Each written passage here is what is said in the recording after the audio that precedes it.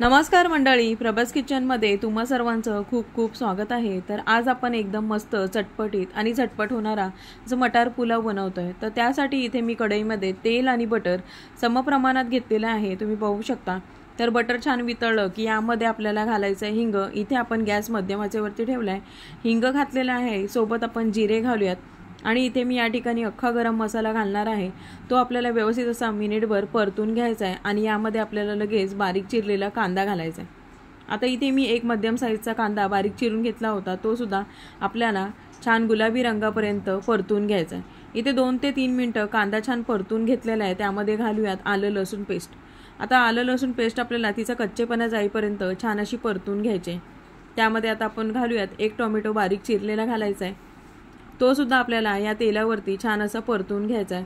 आता लगेचच एक टोमॅटोची प्युरी मी इथे घालणार आहे। या ठिकाणी तुम्ही प्युरी किंवा एक टोमॅटो चिरून सुद्धा घालू शकता।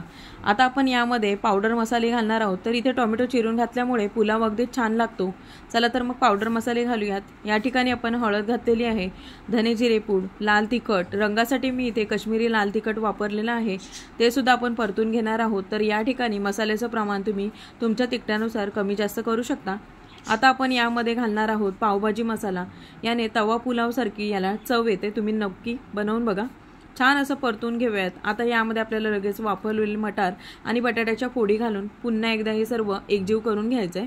यामध्ये तुम्ही तुमच्या आवडीनुसार आणखी भाज्या सुद्धा घालू शकता। आता शिजवून घेतलेला राईस आपण घालणार आहोत आणि पुन्हा एकदा आपल्याला हे सर्व एकत्र असं मिक्स करून घ्यायचंय। रात्रीच्या जेवणासाठी काहीतरी झटपट आणि चविष्ट बनवायचं असेल तर ही रेसिपी तुम्ही नक्की आवर्जून बनवून बघा। तर यामध्ये आता घालूयात आपण चवीनुसार मीठ घालायचं आहे, थोडंसं आपल्याला यावरती लिंबू पिळून घालायचं आहे आणि बारीक चिरलेली कोथिंबीर घालून पुन्हा एकदा व्यवस्थित परतून 2 मिनिटं झाकण ठेवून नंतर गॅस आपल्याला बंद करून घ्यायचा आहे। तर बघा, मस्त चटपटीत चविष्ट असा मटर पुलाव तयार झालेला आहे, नक्की बनवून बघा। रेसिपी आवडली तर हा व्हिडिओ जास्तीत जास्त शेअर करा, तुम्ही सुद्धा बनवून बघा आणि कमेंट करायला विसरू नका। सोबतच लाईक शेअर सबस्क्राईब करा। पुन्हा अशाच सोप्या आणि झटपट होणाऱ्या रेसिपींसोबत भेटणार आहोत, तोपर्यंत धन्यवाद।